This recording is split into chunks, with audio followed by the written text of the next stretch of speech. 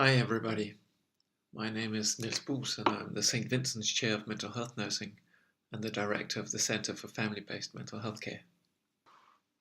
This video clip about Open Dialogue is the first out of 5 related to the St. Vincent's Open Dialogue initiative.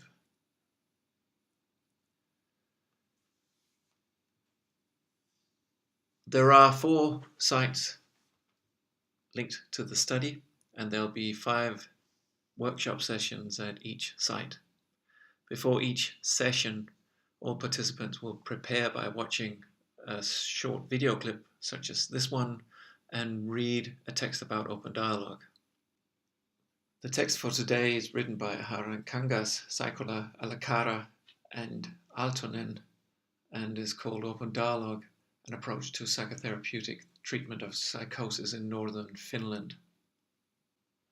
At the workshop, we will discuss how we've come to understand Open Dialogue, the things we're still in doubt about, and how Open Dialogue might be adopted into the local treatment setting. I will audio record each session and use the audio recordings to draw out themes from the discussions and feed these themes back to the next workshop. In this way, I hope to ensure that we get depth and focus in the discussions.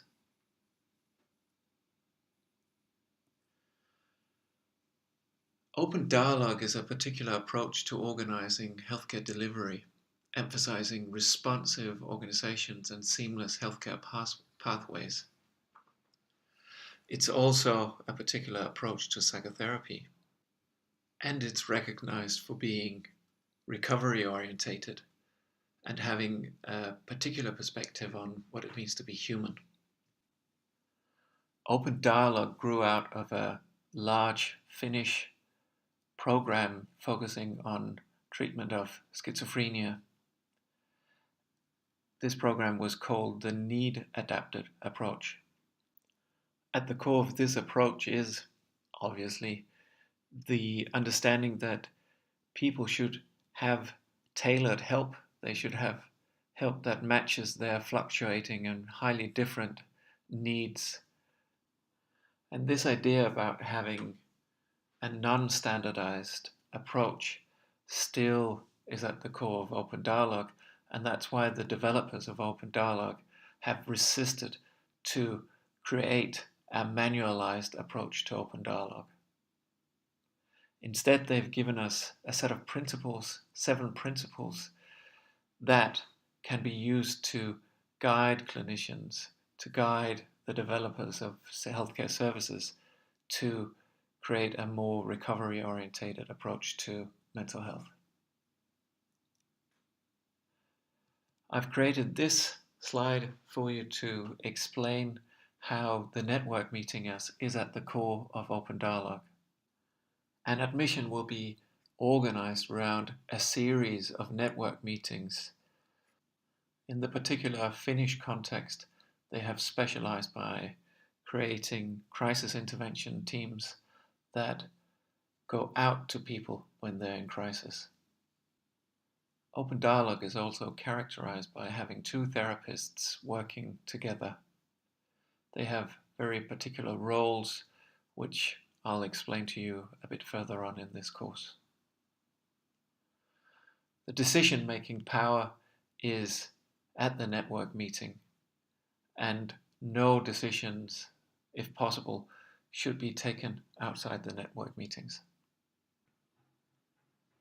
The network meetings will include the patient in crisis, it'll include the 2 therapists, and it will include the patient's private and professional network. This is done in order to make sure that as many perspectives on the situation come forward and to ensure that everybody is informed about the treatment process and the decisions about treatment as they are unfolding. Finally, network meetings are based on a particular approach to understanding humans, namely dialogism, which I'll explain later on in this course.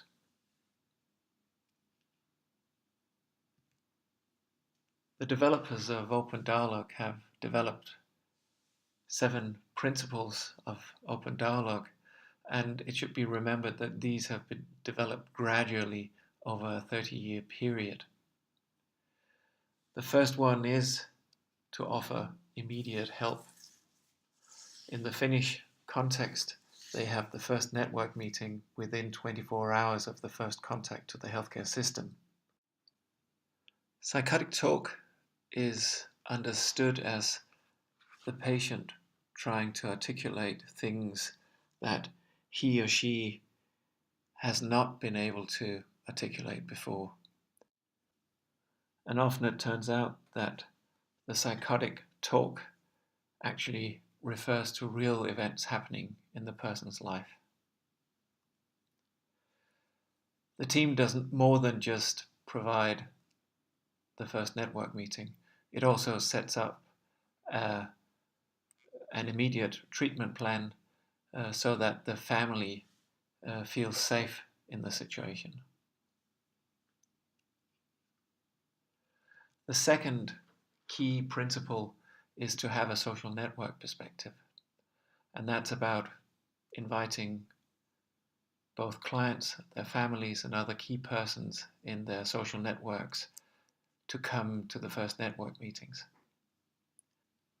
This might include friends, employers, colleagues, school teachers, anyone significant for this person. So the way to choose who is going to be part of the first network meeting is to consult the patient. The aim of the network meeting is to get an increased understanding of how the problems are defined differently by the different participants, and to mobilize psychosocial resources in the social network. One might say that there are as many versions of the problem as there are people in the room. The purposes of the network meeting includes to assemble information about the problems, to establish a treatment plan and take decisions, and to create a psychotherapeutic dialogue. The third principle is flexibility and mobility. The key issue here is that the healthcare system's response is adapted to the particular and variable needs of the client, and not the other way around, that the client has to adapt to the system. Network meetings take place at the client's home whenever it's possible, and there would be frequent meetings in the beginning of the treatment process and less later when the family knows what is needed. The fourth principle is about responsibility. We all know how we can end up in situations trying to reach out to healthcare or social care systems, trying to find out who can help us, and we're being pushed around in the system where people tell us that we should be contacting another department or another person. Here, the rule of thumb is that the person who picks up the telephone receiver, who receives the first call, is responsible for organizing the first network meeting. Another phenomenon that patients often experience is that clinicians talk about them in a range of different settings, in a range of different meetings, but without their participation. An open dialogue tries to counter this non-participation of the patient by saying that decisions should only be taken during the network meetings, which ensures that the client is always involved. Ideally, you could go even further and say that the client should not be discussed by professionals outside the meetings. If professionals cannot participate, it's possible to contact them by phone during the meeting. And a very important thing is that during the meetings, if clinicians disagree about decisions being discussed, they should have their disagreement come forward and resolve these during the network meetings. And all this is part of ensuring the highest levels of transparency for the patient and for his or her network and family.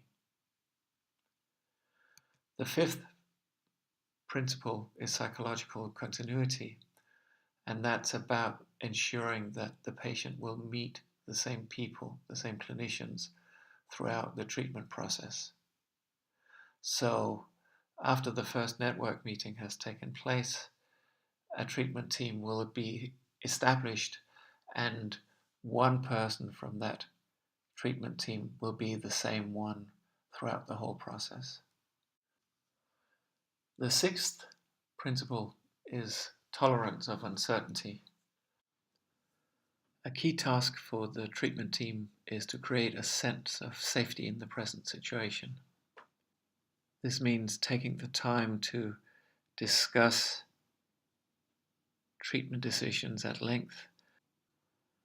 The key issue here is that healthcare professionals are very quick and very good at finding solutions for people in their lives, but they very often forget that people have lived and tried to solve their problems for many years, and they'll most probably live and try to solve their problems many years after they've been in contact with the healthcare system. We must try to adopt a position of not knowing what the best solution is for this person in his or her life. The seventh principle is dialogism, and dialogism turns things upside down. We are, as healthcare professionals, trained to change people's healthcare behavior. However, in open dialogue, the aim is primarily to strengthen dialogue and only secondarily to change the client and the family's healthcare behavior. This is because we have a strong belief in the strength and the power of dialogue, and that dialogue in itself will create opportunities that might change clients and families and ourselves. During a network meeting, the two therapists will at some point ask the other participants if they may reflect on what they've heard so far. They'll have an open reflection in front of the family where they articulate what they've experienced and learned from the dialogue so far. And many family members and clients have said that it was during this part of the dialogue that the penny dropped, that they started to see things differently because they have this outside perspective on their own conversation, on their own dialogue.